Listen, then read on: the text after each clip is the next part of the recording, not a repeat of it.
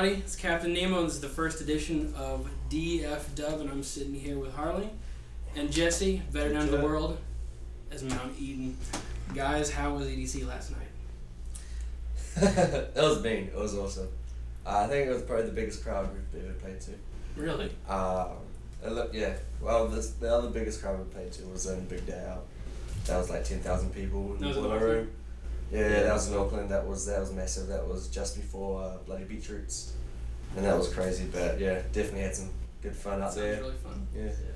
So, how have y'all reacted to how much y'all have blown up? I mean, obviously Sierra Leone is y'all's biggest crowning achievement, because I'm pretty sure that there's more views on that video than there are people in the actual country of Sierra Leone. And I'm pretty sure more people in the U.S. think Sierra Leone is that song rather than a country that actually exists. Yeah, people ask where the name came from and stuff. Like, Well, what does it mean? Well, basically, the truth is, like, I heard Break's remix from Agent K. He did a mean remix of Freshly Grounded. That's the artist, the original artist's name. They're really some good music. South African band. I'd Like, that's the name of the original song. And yeah, we pretty much took it from there. And we got that name, Sierra Leone, from the Breaks remix and put it on. And just because I heard dubstep, and then I was like, man, it would sound pretty cool if we did a dubstep attempt on it. So Yeah, why not? that's how I kind of got my ideas. So when y'all are producing, is there something that you do better than him, or do you both have about the equal amount of skill, or do you like certain things? It's an equal amount of skill. Everything's like me and Harley. We help each other share ideas. We just probably have a different taste for music, you know. Yeah, I'm more into like the sort of like more two-step garage end of dubstep. Yeah, we basically have the same skill level. It's just Harley does a bit more monotoned, and I have the melodic side, so it kind of works hand in hand. So that's how it pretty much is. Nods on top of each other. It's all pretty level. On top of that, there's a good portion of the old school UK bass scene that seems to hate the shit out of you. Yeah. What and I mean, going as far as to making parody tracks. I mean, how did y'all react to it, or do you just kind of let it roll off? Oh, we just let it roll off. I mean, we took it, you know, and I think now these days, like, we get a bit more respect because, you know, we went through all this shit. Like, when I made these I learnt doing remixes, right? And I think that's how we got hated on, was from doing remixes. I mean, like, you know, you have freedom to do anything you like, and it was just ideas, man. I had my mum's laptop, 500 megabyte RAM, and like shit speakers. I didn't have nothing, you know. I was just making remixes, having fun, and chucking on YouTube and just getting ideas, feedback, and it kind of just blew up from there. Being into the and like, you know, I had no one to teach me. It was a hobby, and it was and I liked it, and I did building throughout there. That's how most things work out. Yeah, and we had all this, like, you know, hay and stuff, but it was cool. We just took it on board and just kept on going. Really, just seems to be working. Well. Just stay humble, just chill, and then never. What are y'all working on now, or do you plan on exploring other genres like breaks or more drum and bass, or? Yeah. Well, me and Harley, we like to experiment with different genres and stuff, and we've tried to do we do drum and bass as well. So, but Harley's doing a bit of hip hop and bits and pieces. Bro, we don't like stick to any. We take it. We didn't even put the dubstep in our name. It's sort of like it just got tacked on the end of the name because we had D&B in the first place, and we had to make that distinction. You know, just so describe what song it is, what genre. It's like, hey, this is a dubstep track. Yeah? It wasn't that. That's not our name, Mount Eden Dubstep. It's just straight Mount Eden. And like on our album that's coming out soon, it's like, you know, the first like 3 or 4 songs are like drum and bass, or like quarter step drum and bass, and then there's like a 150 beats per minute, 160, and like even the 140 beats, there's no regular sort of drum pattern. It's all kind of something different, just throw out. Trying to get you, like, your head nodding in a different, unconventional way. It's kind of what we've been going for. Speaking of Mount Eden, do y'all have like a special significance to that part of New Zealand, or is it just love for your local area? We live there, we love it, and we grew up there, and just being there has just been a real good influence. Like it's real, like it's quite an artistic community, and like there's a lot of things going on. Yeah, it's a real it's home. It's home. It's feel good when you're there, like in all sorts of ways. Now that y'all have made it across the sea and actually started, big time touring, you're doing festivals. Yeah. What's the next goal, or what do y'all hope to achieve, or are you just playing it by ear? We got. You said right. Yeah, we got from basically since New Year's, since 2010 New Year's. That was the first time we did like a live show with the drummer and an MC, and we're just looking to build that live show bigger and bigger. Yeah. Get off the turntables onto the controllers, so we've got like real-time control of exactly what our sounds are like. Put the drummer on an electric drum kit, get a choir, a violinist. Just to cool. get that like unique, and like, then every time the gig's different like that as well, because So it's like improvised on the stage. Yeah. So there'll be keyboards, everything, Ableton Live running and stuff, live drummer, everything, and then we're probably thinking of like doing a tour bus. It'd be a lot cheaper and just go hit Texas again, man. Absolutely. Is there anybody else in the scene that you have wanted to work with, or haven't met yet that you'd like to? Yeah, loads, bro. Loads. Like, yeah. But at the same we time, we want to establish ourselves first. Yeah. We don't want any features really. We just want to like, to start with, we just want to come out with just Mount Eden tunes, just with, and not rely on anyone else to sort of prop them up, Yeah, absolutely. Not saying that that's what others do, but yeah. No, I totally understand. Who are y'all into right now as far as music? Just anything that y'all have been listening to that really just, gets the creative juices flowing. You know what I mean? Just you listen to it, I gotta make some music right now. Yeah. Hudson Mohawk's been a big influence on me. I personally. like Black Milk. Black Milk. Is it Black Milk or Black?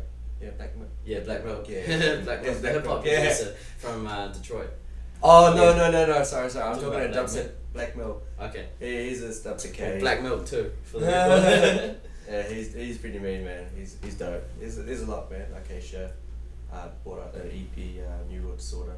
He's got some cool tunes. He's from France, and it's Killer Bits. Killer Bits, yeah. Big influence on us. Oh yeah. Yeah, bro. Oh, just because we hung out with him and like learn all their ins and outs, Yeah, So no, have you been wise. picking up little tricks and stuff from Yeah, people that you play definitely, man. And some cats in New Zealand. We've had a couple of, or one or two mentors in New Zealand. Mm-hmm. Kind of just sort of like, like they haven't taught us, but we've had them like supporting us. If we need help, then they can suss. Is there any big difference between the music scene and how it works in New Zealand and how it works here in America, or and what aspects do you think that it's different? Is it just the people that you deal with, or like what's the difference between here and I New guess, Zealand? The scene? Yeah, I guess music scene? the people you deal with and the kind of crowds you play to. Okay. Well, in New Zealand, it's a different vibe. They tend to like not too much gashy or anything like that. I noticed that a lot of like in the US and Canada, they love the gash and bit of the melodic tunes, but more gashy. I noticed that.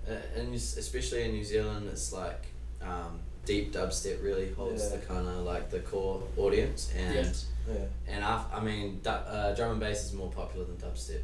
Well, it was until probably like a month ago recently, or whatever. But it's still like the drum and bass DJs are the real well known ones. Yeah, and then they're all the ones that are crossing over to dubstep too.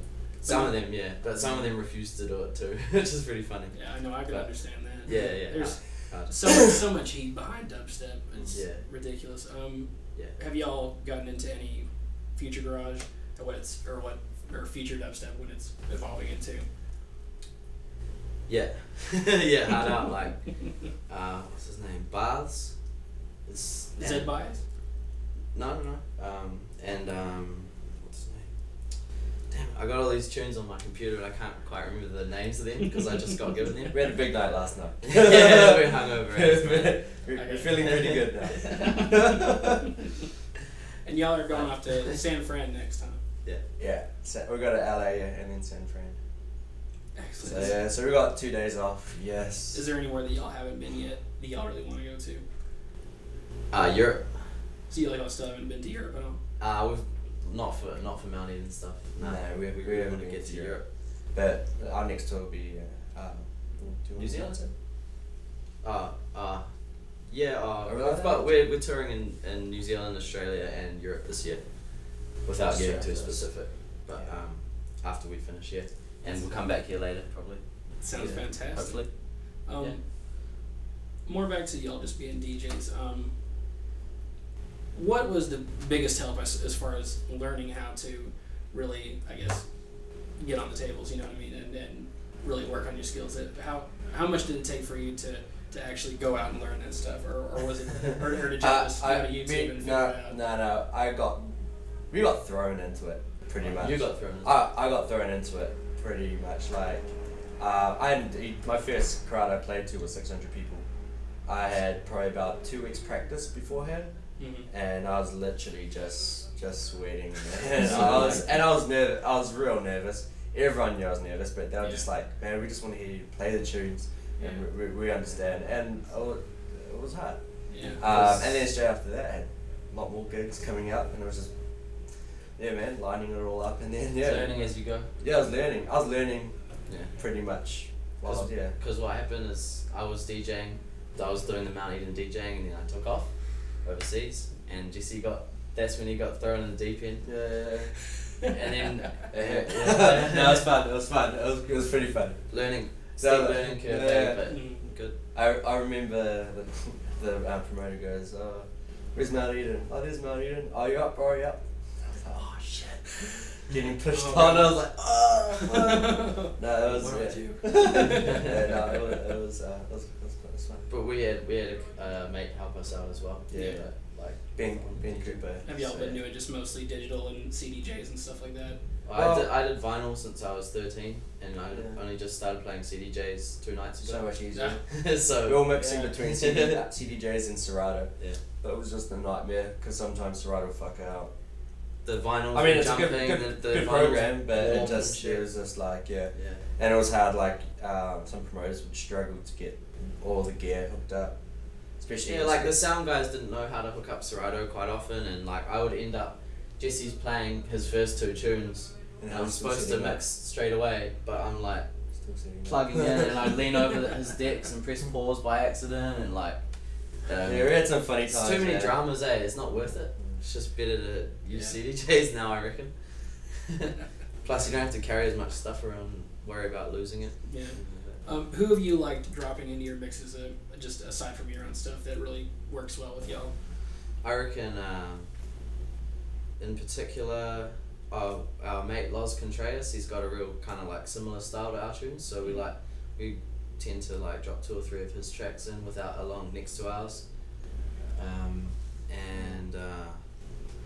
Even though it's kind of quite different stuff, like we always get a good response when we play like the Dr. P tunes and the Skrillex tunes. We always get they've got some in tunes, so we drop a bit of that, but like we tend to try and keep away from like all the known dubstep. We try and play something that people haven't heard. And it's kind of cool, you know, like sometimes you play that track and then that crowd hears it and then they go to another stage and then they hear the same track again. Just like, oh, come on, man. Dig a little deeper, that's what you especially playing right after Dr. Yeah, man. Oh yeah, we played it. We decided on this tour because we were gonna, like, we're crossing paths with like Dr. P and Skrillex and Feed Me, Excision, all those guys. We just decided they're pretty much all the well known, so but we dug real deep into some unknown territories and found some new tunes and put them you know, towards our set, and hopefully people haven't heard them yet and they like them. So no, that we keep in contact with like DJ Fresh, and they give us tunes and stuff. Oh really? Yeah. And like kilobits and stuff. So I mean it's good. It's just always trying to get something first as well. Like yeah. That's how you got the other DJs. Yeah.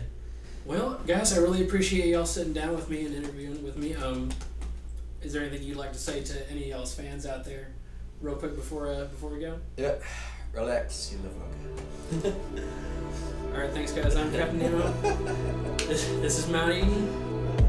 Y'all have a good day.